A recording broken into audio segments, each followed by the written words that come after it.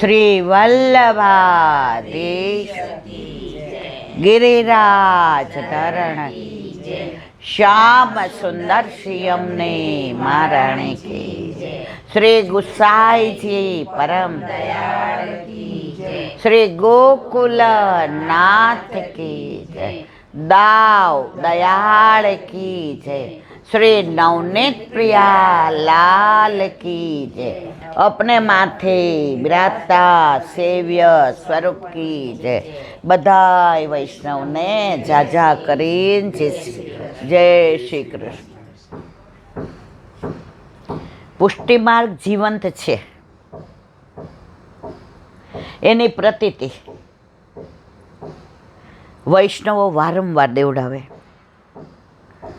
એનું પ્રત્યક્ષ ઉદાહરણ આમનો બર્થડે હતો પરમ દિવસે, ધારે તો પોતાના સગાવાલાને બોલાવે, ખવડાવે પીવડાવે, દીકરો ડૉક્ટર છે હોટેલમાંય લઈ જાય. આ બધા તો સામાન્ય કરવાના જ છે, પરંતુ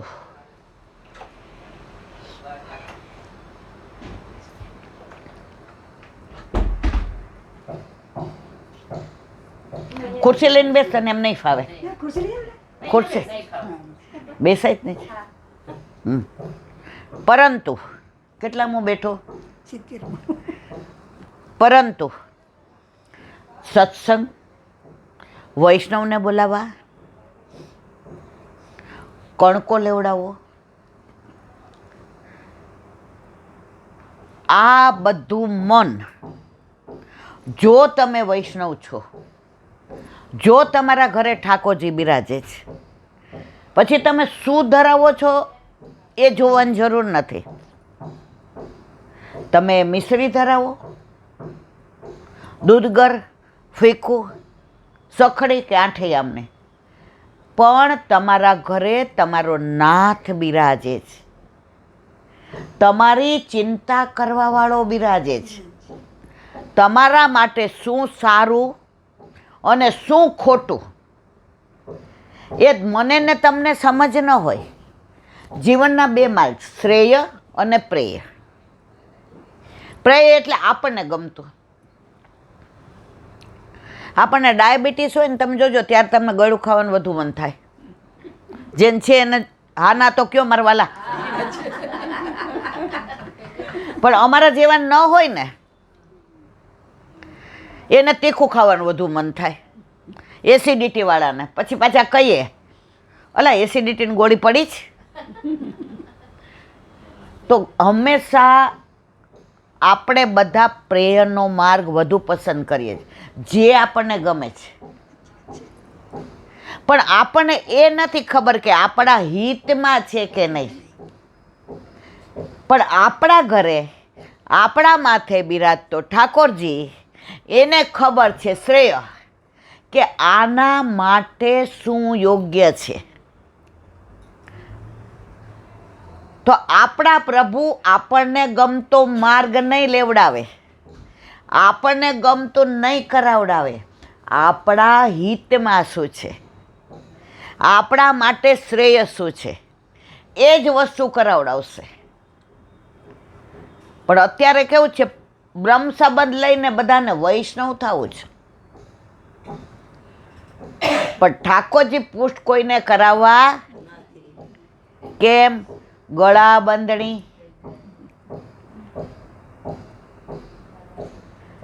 અપરસ. અપરસથી ડરવાનું નહીં મારા વાલા. આપકે રસ મેં જો રહે મસ્ત વો હે અપરસ.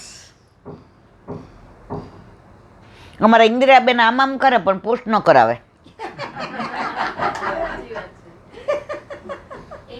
જરાય ડરવાનું જરૂર નથી.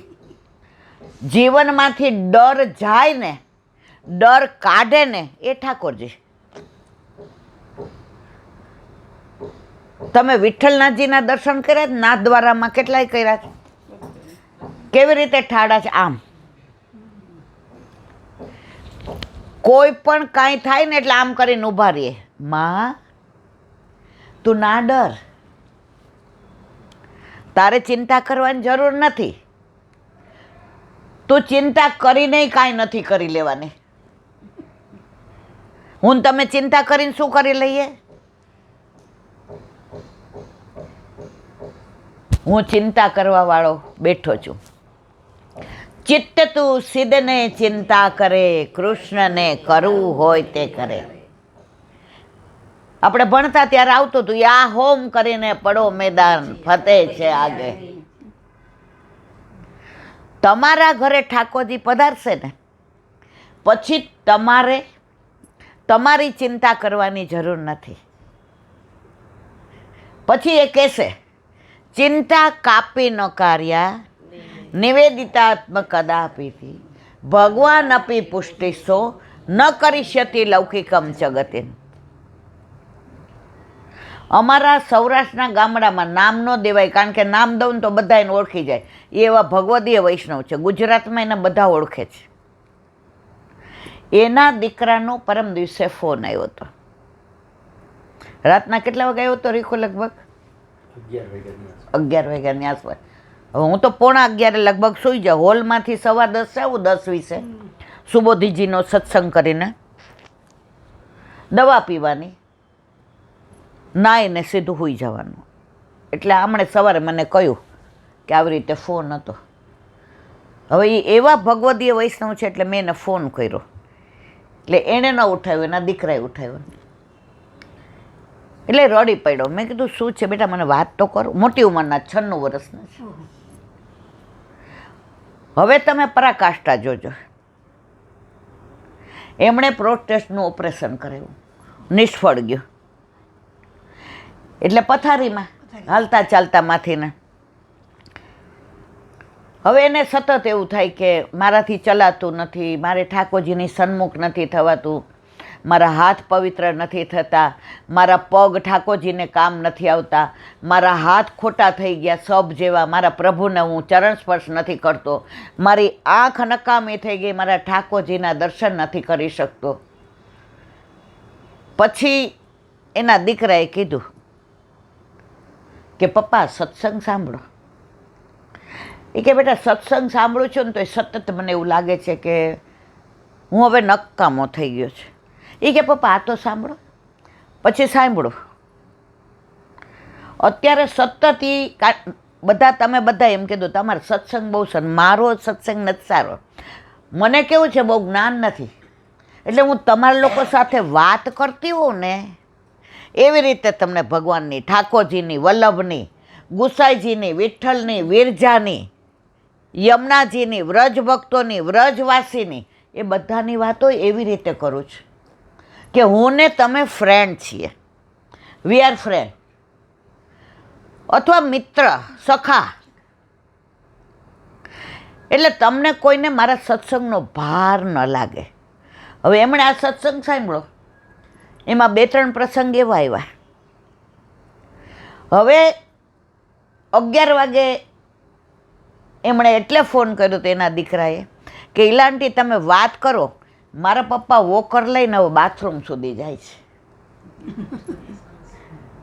અને આજે મારા પપ્પાએ એમ કીધું કે બસ હવે મને વિશ્વાસ થઈ ગયો કે મને યમદૂતો લેવા નહીં આવે. આપણને કોણ લેવા આવે? વિષ્ણુદૂતો. બીક યમદૂતોની લાગે હો મારા વાલા, લાગે ને? ખાલી આમ આંખો બંધ કરીને કરો, કેવા હોય યમદૂતો. અહીંયા બેઠા છીએ સાજા સારા તોય બીક લાગે છે. પણ યમુનાજીએ સ્પષ્ટ યમરાજાને કહ્યું, ભાઈ બીજના દિવસે ભોજન કરવા બોલાવ્યા. ત્યારે યમરાજાએ કહ્યું, બેન તું તો ઠાકોરની ઠકરાણી છે, તને હું શું આપી શકું? પણ ભાઈ તો છે ને ₹1 આપે ને તોય બેન રાજી થાય. અમારે કાઠિયાવાડીમાં કહેવત છે, ઊંટ મરે ને તોય મારવાડ હામું જુએ. હું એક એવા વૈષ્ણવને ઓળખું છું, લૌકિકમાં અલૌકિક છે. એ બેનના ઘરે 18 ગાડી. કેટલી? 18. લગભગ આ ઓળખે છે. નામ એટલે ન દેવાય. જે મને કીધું નામ દઈએ ને તો પ્રગટ કરે, રસ જાય. 5-6 બંગલા. હવે એના ભાઈ ગામડામાં રહે, નળિયાવાળું મકાન.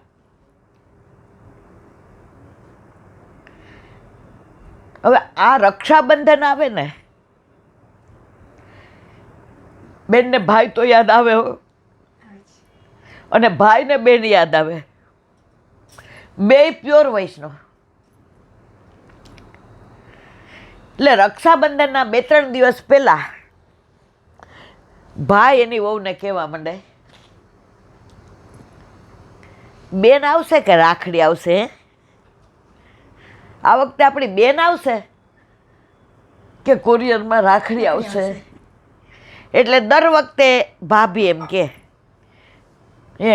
બેન તો કરોડોપતિ, બેન તો કોઈ દી જમીન ઉપર પગ ન મૂકે, બેન તો પાણી માગે ત્યાં દૂધ આપે બધા એવા, બેન આ ધૂળવાળા મકાનમાં થોડી આવે. અને આગલા દિવસે 25 વર્ષ એમના લગ્નને પૂરા થતા. કોને? ઓલી બેનને.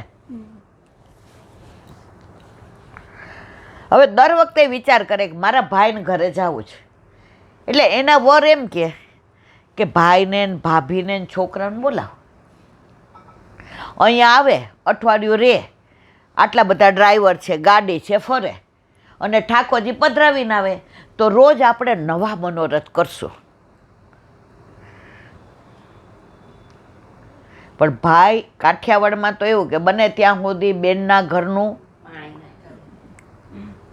એટલે દર વખતે બેન ફોન કરે. એટલે દર વખતે ભાઈ એમ ન કે મારે હવે એવું નહીં, બેન આવતા વખતે ચોક્કસ આવશું. પણ મનમાં એક તમન્ના કે મારી બેન મારા ઘરે પગલાં પાડે અને આવે. હવે એને 25 વર્ષ લગ્ન પૂરા થતા હતા. એટલે આગલા દિવસે મોટો મનોરથ કર્યો. 2500 વૈષ્ણવને જમાડ્યા. કેટલા? 2500. અને બધાને સોનાની લગડી લાણીમાં આપી. ઠાકોરજી માટે નહીં. જો ઠાકોરજીમાં કોઈનું લેવાય અને આપણા ઠાકોરજીને ધરાય નહીં. હવે માનો કે તમે એક માળાજી લીધા ઠાકોરજીના મોતીના, લાણી કરી અને તમે ધરાવો. હવે આઘી પાછી થાય એટલે તમે શું કહો? એ તૃપ્તિ ઓલા રેખાબેન વાળા માળા ક્યાં ગયા? સુધી કોની આવી? મારી આવી. ઠાકોરજી કેમ? હું તો કૌસ્તુભ મણિ ધારણ કરું છું, હું તારો ભાવ માટે આવ્યો છું, તું બીજાનું મને ધરાવે છે. તો આમણે લગડી આપી કે જેને જે ગમે એ પેન્ડલ ગમે, કોઈને બુટ્ટી ગમે, કોઈ જે ગમે એ કરાવજો, પણ અમારા મેરેજને. હવે રક્ષાબંધન આવી એટલે એના વરે કીધું બધાય માટે તો તે કર્યું, તારે શું જોઈશે? એ કે એક કામ કરું, આ વખતે તને સાચું પરવળ, હમણાં પહેર્યું છે ને, હમણાં હાથમાં એને સાચું પરવળ કહેવાય, બહુ મોંઘું. એ કે સાચા પરવળનો તને આખો સેટ કરાવી દે. બોલી કે ના. તો કે હીરાતનું તો બધું તારી પાસે છે, સાચા મોતીનું છે. ઓલા બેન હાથ પકડે. 25 વર્ષ પૂરા થયા, હું માગું એ આપશો?